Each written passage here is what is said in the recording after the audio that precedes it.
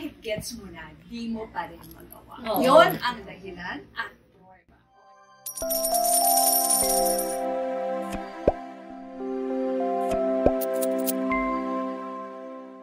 so, di ba sa Bible, sinasabi na binigyan tayo ni God ng free will. yes. Yun nga lang, dapat gamitin mo ng tama.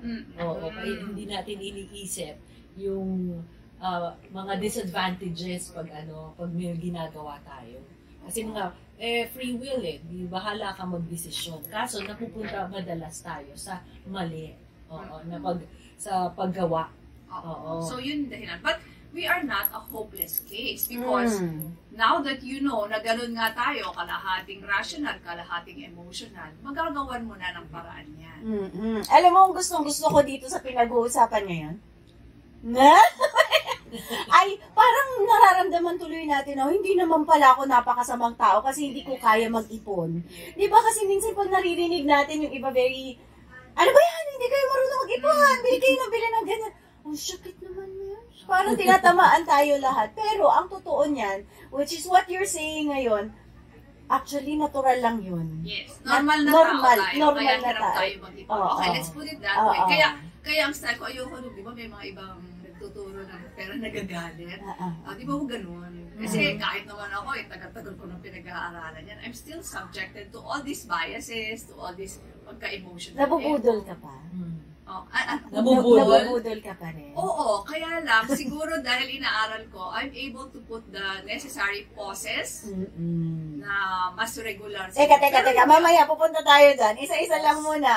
Para maganda yung pag-usapan, di ba? Yung mga technique. Kung paano mo ititrain yung utak mo. Pero, sa ordinaryong masang Pilipino, explain mo nga muna kung bakit, kunwari, alam mo nang laging tuition, bayaran ng tuition, alam mo naman yan kung kailan yan Pero bakit pagdating ng bayaran ng tuition, hindi pa rin tayo handa? Meron bang kinalaman dyan yung ating, the way our brains are wired? The way our brains are wired is that we are very present bias. Okay. Now na. Ibig sabihin nun, parang hirap tayo na isipin yung ating future old self is the same person.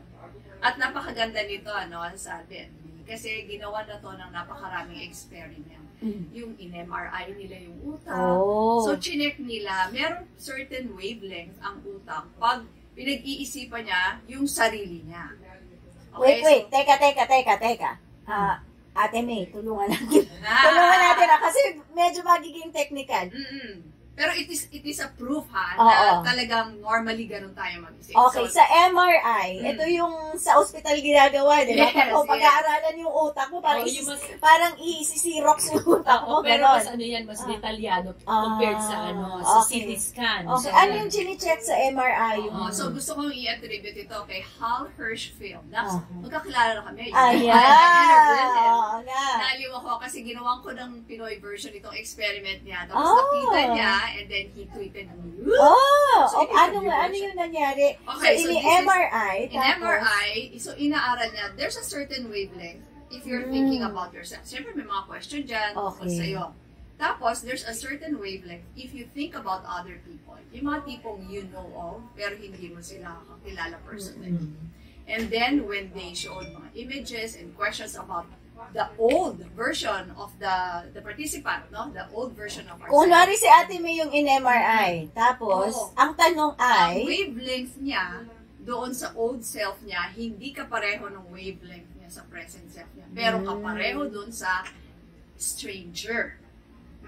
So, ang ibig sabihin nito, we think of our old self as a stranger, as a different person. So, when it comes to saving, investing, di ba napakahirap magsakripisyo para sa isang estranghero?